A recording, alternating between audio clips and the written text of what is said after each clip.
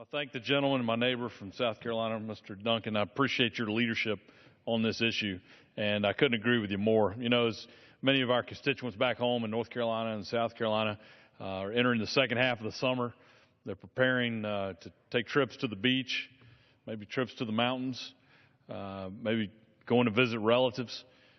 Many of our constituents are contemplating those trips and frankly are experiencing a little sticker shock as they factor the cost of gasoline and what it's going to cost their family. And as many of our constituents are struggling, either they're not in the job they want to be in or they're looking for a job, it's tough to make ends meet. And you add the high cost of energy to that, it's a burden on people. It affects real people back home. And frankly, it doesn't have to be that way, because we've got tremendous opportunities to have American sources of energy, and it's just a shame we're not going after them.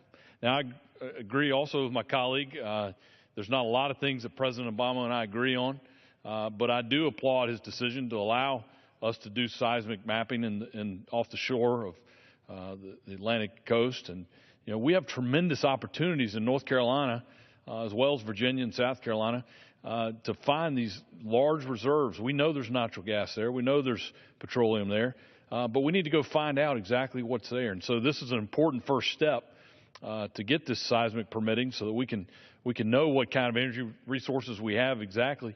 But I want to get North Carolina in the energy business. You know, we've got the opportunity to put people to work.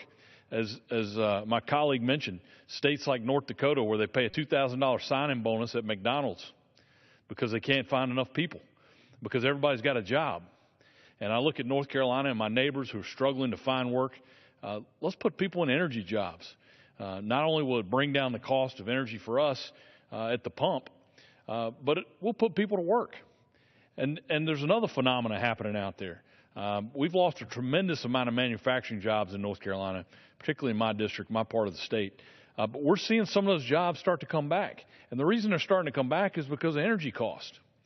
And even despite the fact that the current president won't allow any new permitting on private lands, we, through fracking and other technology, he won't allow it on public lands. We're finding through private lands and these new technologies, we're being able to bring down some of our energy costs through exploration. Imagine what we could do if we would unleash American energy by allowing us to go after all of our resources, whether they're on public land, shore, and we could have a manufacturing renaissance in this country by having affordable energy, American energy, and we can start creating jobs like you wouldn't believe.